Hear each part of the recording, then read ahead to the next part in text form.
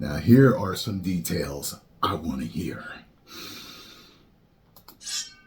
What is going on, everybody? Welcome back to the Cosmic Wonder. I'm Warren Thompson, and it's been a pretty rough road for Blade so far in the MCU, going through several different rewrites, different writers, and talks about the movie quite possibly being canceled. Mahershala Ali may be walking out of it. Fortunately for us, that did not happen, and Blade is still a go with Mahershala Ali. Although it's had a lot of rough patches, it looks like things are a go with Blade now, and it looks like they might have locked down a final script. And last night, insider Daniel RPK released some details about the upcoming Blade film, along with some other projects which we'll talk about as well in this video. One of those being The Punisher. But let's dive into some of the details for the Blade movie, because it does seem like they have kept some things from the previous script, and there is a little bit of a tie-in to Kit Harington's Dane Whitman from the Eternals. So if you love Marvel and want to stay up to date on the MCU, be sure to subscribe and hit that notification bell so you don't miss out on any of the latest videos. We're also giving away a PS5 and Xbox Series X. More on the giveaway at the end of the video. So according to insider Daniel RPK, Blade is still going to be, first and foremost, I know a lot of people are wondering about this,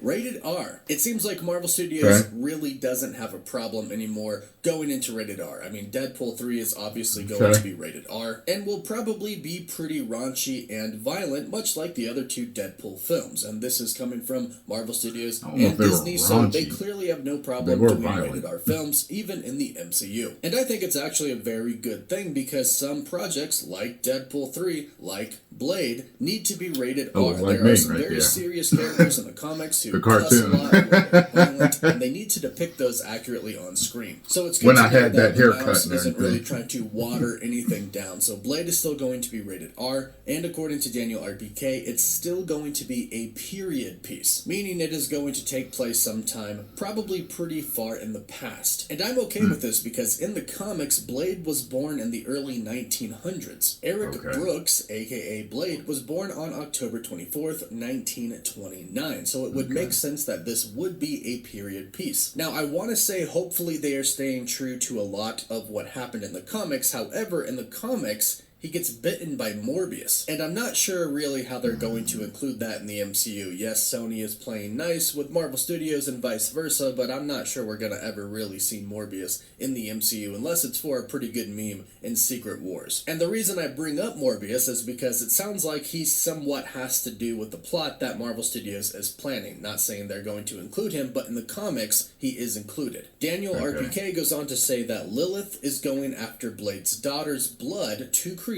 an army of Daywalkers. Her weapon is the Ebony Blade. Now, there's a lot to say about the Ebony Blade and the connection to Dane Whitman from the Eternals, but first let's talk about the Daywalkers and Lilith. Now, there are two sides to Lilith in Marvel Comics, and the MCU is most likely going to adapt both based off of what we know so far. One is that Lilith is the first ever child, the first daughter of Dracula, before he was even a vampire. Dracula was forced by his father to marry Lilith's mother, Zofia. However, once his father died, he renounced Zofia, and he forced her and his daughter, Lilith, to leave the castle so that he could marry the person that he truly loved, Maria. Now, unfortunately, Zofia would end up killing herself, and Lilith was raised by gypsies, particularly an elder gypsy named Gretchen. Unfortunately, once Dracula became a vampire, he went and he attacked the gypsies, and he killed Gretchen's son. So enraged, she put a curse on Lilith, turning her into a vampire that would make her hunt Dracula. And that was actually a part of the curse, that she had to hunt and depose her father, Dracula. But Lilith had very different powers from a normal vampire. She could walk out in daylight without being burnt or killed. She did not fear holy symbols, and didn't need to sleep inside of a coffin with her native soil in it. She was what is called a daywalker, and at one point in time in the comics, Blade was a daywalker as well when he got bit by Morbius. A vampire who can go out in the daytime, can walk around in the sunlight, and not be killed. Hence, Daywalker. But there is another side to Lilith. She is actually the mother of all demons. The demon Lilith is an ancient demon goddess and sorceress, and she is actually rumored to be one of the main villains of the supernatural side of the MCU, rumored to interact with Mephisto on the supernatural side as well. But that's a story for another day. In the comics, she gives birth to demons, and they are called Lilin, and they all have lives of their own, but they always remain obedient to their mother, Lilith. So this might be what is going to happen in Blade. Lilith might be having children and wants to turn them into daywalkers so she could take over the world, or at least kill Blade, for whatever reason, for whatever story they decide to go with in the MCU. Again, I don't think Morbius is going to be in the film, and Dracula is half vampire, half human, which is why he can walk around in sunlight, but some way daywalkers are going to be involved according to Daniel RBK. So assuming Morbius doesn't pop up in the MCU, they're going to have to go with another character or another story of how these daywalkers are born. Now, he says Lilith is going to have the Ebony Blade, and that sounds awesome. We did see Dane Whitman get the Ebony Blade in the Eternals post-credit scene, but keep in mind that is present time, like 2022. Blade is going to take place in the early 1900s. So this is actually before Dane Whitman even gets the Blade, but we know that whatever happens in Blade, it's going to end up in the hands of Dane Whitman. Now, for those of you who might not be familiar with what the Ebony Blade is, it's really cool, but it also kind of sucks. It's an incredibly powerful blade that is actually the counterpart to Excalibur, the dark counterpart. And according to the god Null, who created the symbiotes, the Ebony Blade is a symbiotic divine weapon with the potential to destroy worlds, and its true power is beyond the ability of mortals to comprehend or unleash. It's said that the Ebony Blade was forged by Merlin and Sir Percy from the Starstone meteorite.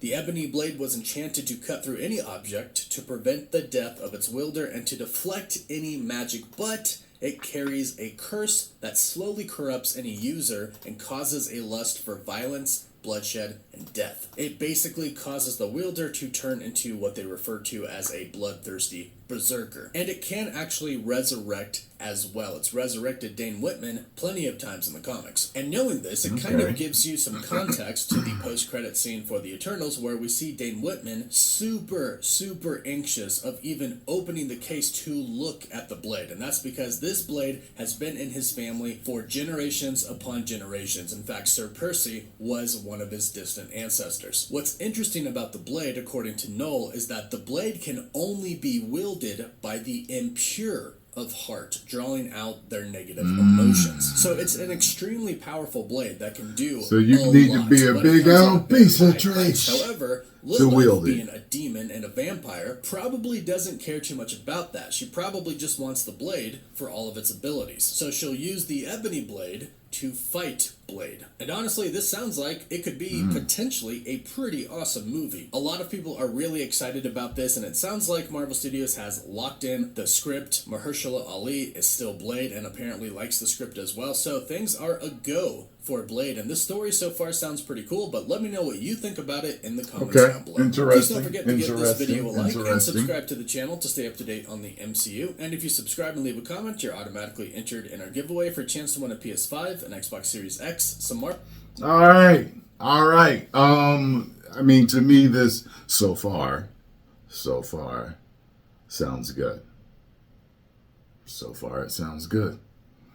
Ollie's still on board. We were the way articles were written before, they alluded to the fact of how trash the scripts were. Hopefully, Mr. Ali is about telling great stories. And that's the reason why he had a problem with them and was about to leave. So, hopefully, this means it's a great story. Doesn't sound bad to me right now. So I'm down for now, because I know who we're dealing with. Make sure you get over to Cosmic Wonder. Subscribe, tell them Tyrone Magnus sent you. And yeah, let me know what you all think about this.